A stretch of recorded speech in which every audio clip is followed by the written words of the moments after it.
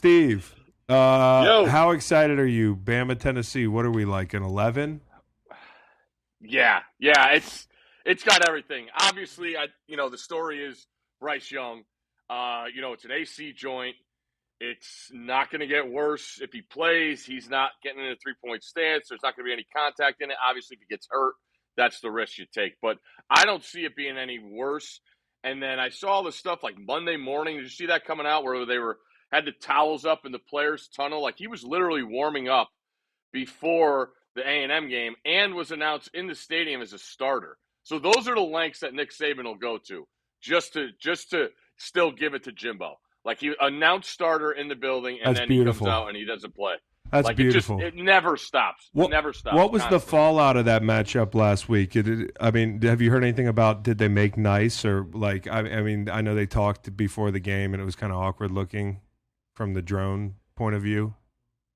Yeah, I made the mistake of turning the channel as soon as it happened because I was watching other stuff. But yeah, it's done. It's done. I thought A&M was really damn impressive. Going back and watching that tape, Chris, I think you'll like a lot of the youth on the A&M D line. Yeah, Diggs, kid number 10, youngster, like they're all like sophomores and redshirt freshmen. yeah. They're going to be a problem. They really are. And Jimbo's talked about building it, from the line out, and everybody wants to look at the problems. They look at the quarterback position, hasn't gone right, but man, they got some guys on the D line that I loved watching. They got after Alabama. On the road, they really showed me something. I think that's credit to their defense coordinator DJ Durkin, and having his team ready. I know it was Milrow. I did think there were a lot more deep throws than I was expecting. I thought it was going to be more conservative in him in the run game. Yeah. But it's young quarterback mistakes, not taking care of the football. I was really upset when people were saying Alabama gave A&M a chance to win that game. I say bullshit. That D line caused 2 fumbles. They had another sack which pushed the field goal back, which made it miss. So I thought A&M, did what they had to do. I think they learned a lot about themselves. Now, what do they do from here? Yeah. Is it just the regular 8-4 season for A&M? We'll see. But they got a bye week, which I think is really much needed. And then they they still haven't been home since before last week of September. They go to South Carolina, and then they come home for some games that are winnable against good teams like Ole Miss and others. The Midnight Yell guys are rusty, because you don't do that. Yeah. So, hey, Steve, is there Yeah. still hope for us? Could we go to Knoxville like in a day? Can we do that?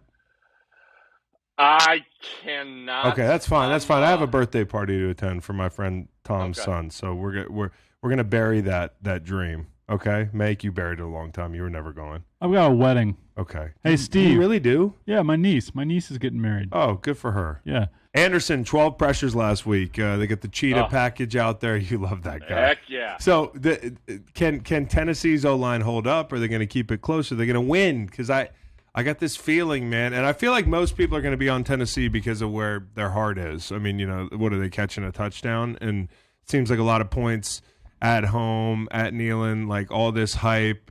The world wants the good guys to win. So where do you think the money is, and who do you think covers? Well, all the money is on Tennessee. Yep. All of it. And it started as soon as the line came out. I think maybe there was an 8 out there, and it went right to 7.5, 7.5, bouncing back.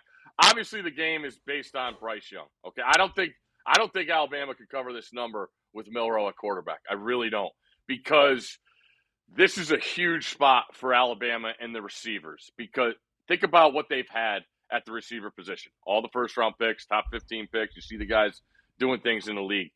There's been a lot of things said about these receivers and not being those guys, which is totally unfair when you think about it, knowing how spoiled Alabama fans have been with the wide receiver position. So going on the road, it wasn't great against Texas. And that's my question when I'm trying to get in right now. Is Texas with Ewers a better football team than Tennessee? I starting to think yes. So when I look at this matchup, Tennessee is going to do what they do. First down, they've got it all planned out. Guys are, they're calling the play based on where the ball is on the field, where the guy got tackled. It's all rehearsed, a part of that tempo thing.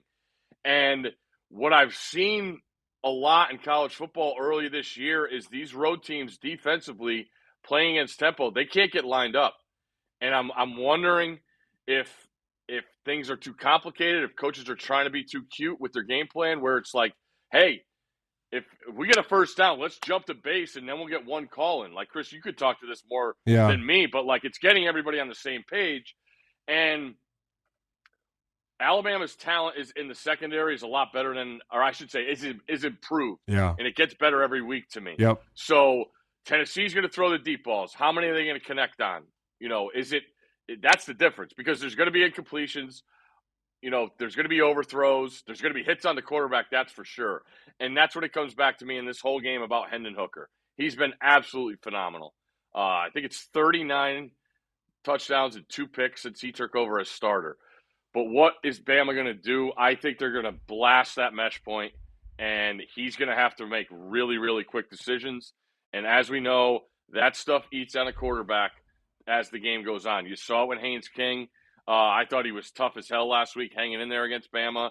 But I think Bama has the goods. I'm not a fan of Tennessee's defense. That's how I've been slow to go on them, as a possible top 5 team, a possible team, taking on and beating the likes of Alabama and Georgia.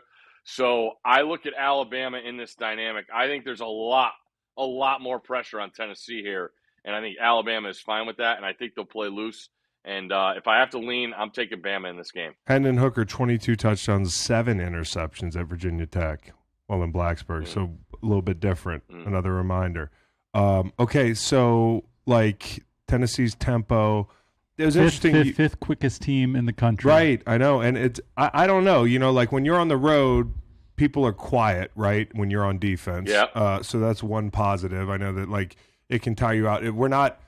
It's not September anymore. It's not going to be hot as fuck there, I would assume. It's going to be, nice and 70-ish in Charlottesville. We're not too far from Knoxville this weekend. I'm sure it's going to be temperate. So, like, you're not worried about the heat. Those are things that really worry me when you play a tempo team. Like, number one, the conditioning of your team. And number two, like how the crowd noise factors in. Now, if you're at home, it's hard for the home crowd to get going. Like, say this game was at Bama and Tennessee went down there and tried to run tempo. It's hard to keep the crowd noise up because the tempo kind of kills that a little bit when you're picking up a first down every 15, 20 seconds. So I don't know how they respond to this. But the communication, especially early in a year, in the heat, is fucking crazy. Hopefully Bama has got their feet under them to where, and it's going to be 78. High of 78. Ooh, I don't know. That could be kind of toasty. Mostly sunny and beautiful in Knoxville. So, I mean, another reason why maybe you should skip the wedding. I should skip the birthday party. There'll be more, not weddings.